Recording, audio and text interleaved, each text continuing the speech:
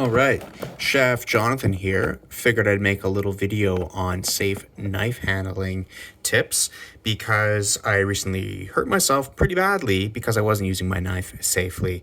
And so who better to learn safe knife handling tips than from somebody who recently learned them for themselves the hard way. So I'm really thinking about how to use knives more safely because I've been doing handling my knives kind of unsafely for a really long time without really realizing it. And it only takes one mistake to really hurt yourself. So when it comes to safe knife handling, there's a few things to think about. Number one, choose the right blade length for the job. So over here, I've got a paring knife, great for cutting something like Brussels sprouts, not great for cutting, like an onion, for example. I've got over here, this is a really great length knife. This is, I think, a 7.5, maybe an 8-inch blade. This is great for cutting things, pretty much anything that you're gonna cut in the kitchen. This is a great multi-purpose knife. I also have this very large, I think this is a 9.5-inch, maybe 10-inch blade. This is pretty long for home use, I would say. I don't think I'll be using this blade very frequently in the future because it is so long. It means that the length of the blade, there's just all that much more space that you can cut yourself on, and it's just really long. Like, you don't really need something this big unless you're carving like a large piece of meat or a nice roast or something like that. Something that's really important to think about as well is, and this is not mentioned that often in all the knife safety tips, knife safety videos that I've been watching, is the sharpness of the tip. So this knife over here, it's got a sharp tip. You could definitely stab yourself with that, but I'm putting my finger on it and pressing relatively hard. I don't think that's going to puncture my skin. This knife over here, same thing. If I push down pretty hard, I don't think that's going to puncture my skin. There's also less chance of puncturing your skin with the tip here because it is rounded. This knife, on the other hand, this is a super sharp tip and it's very exposed. And if I push down pretty hard on that, that would definitely go through my skin, which is exactly what happened. I cut myself using this knife. When you're choosing the right knife for your job, you want to choose the right length. So this is not going to be safe for cutting an onion. This is kind of big for cutting an onion, and this is what I should not have been using to cut an onion, which is how I hurt myself. I should have been using a knife like this, but this knife was dirty. I have this other knife over here, and this I think I'm actually going to get rid of, because when you're handling a knife safely, what you want to do is you want to wrap your hands around the handle like this, and you want to put your fingers gripping the blade like that. That gives you a lot of control.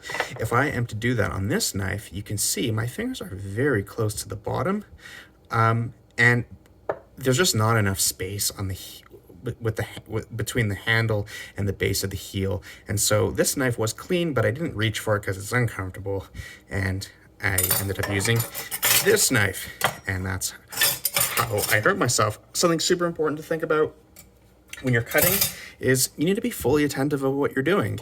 I had just woken up from a nap. I was a little bit drowsy. I wasn't ready to start handling a sharp and dangerous object, just as I wouldn't wake up from a nap and jump into my car and start driving. It's not safe to be doing that. If you're cooking while you're drinking, I wasn't doing that at the time, but be very careful because, again, you're drinking. That's going to affect your concentration and attention and your dexterity and all those things, and that can also result in a knife injury. So be super careful about that. So here's what I've got an onion over here. I've put my onion on my cutting board. My cutting board is on top of a tea towel that is saturated in water. That's going to prevent this board from slipping. I have a larger cutting board that I don't need to put a tea towel underneath, but when I'm cutting aromatics like onions, I don't like to use that large board because the onions leach into the wood on the board, and then it's hard to clean and it smells bad. And so got my tea towel. Here's my onion. When you're cutting, I'm just going to use this big knife again just to kind of just show you, even though I cut myself on this knife. So you're forming a claw grip, holding the onion. You don't want your fingers exposed like this, because then you can cut the tips of your fingers. So you curl them around to form a bit of a claw, tuck your thumb under, and the knife will rest on the edges of your fingers like this. And that way it is very, very, almost impossible to cut yourself. So form my claw grip, and then that way you can cut down and move your knife back as you cut.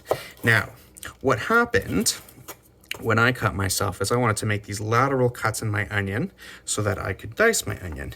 And so the proper way to do that is you form your claw grip over here, and then you could make your lateral cuts in the onion going down like this. What I did was stupid. I mean, upon reflection, I had no idea. I've been doing this for so long and I've never hurt myself until now. I had my hand cupped around the onion like this, and then I was tucking my hand underneath between my hand and the onion to make those lateral cuts. I misjudged the length of my blade, partly because I was tired, partly because I was using a really long knife, partly because I didn't realize how dangerous this tip is over here. And so I literally stabbed myself with the point of my knife.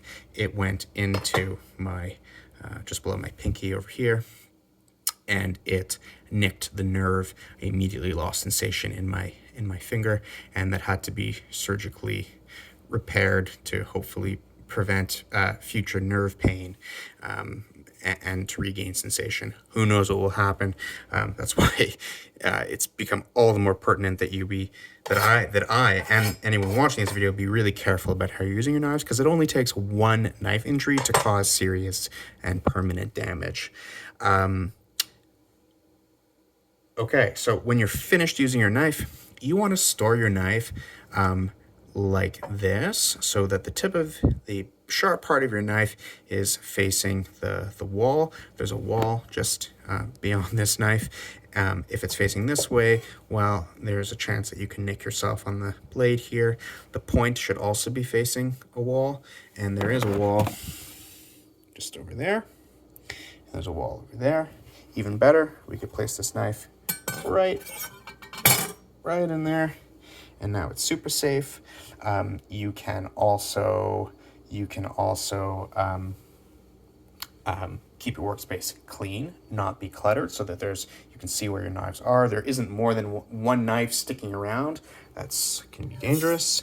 And when we go and store our knife for cleaning, we'll leave it on the counter over there, also in a safe position. And so that way it's not sitting in the sink where you could reach in and slice yourself or stab yourself with the point. And also, yeah, keep your knives sharp, because with a dull knife, you might try cutting an onion and you'll put some pressure down on the onion.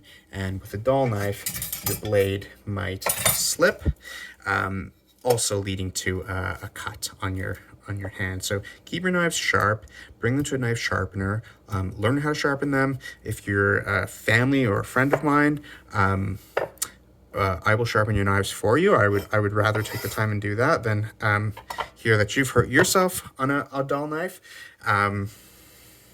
Yeah, that's it. Save knife skills. Very important.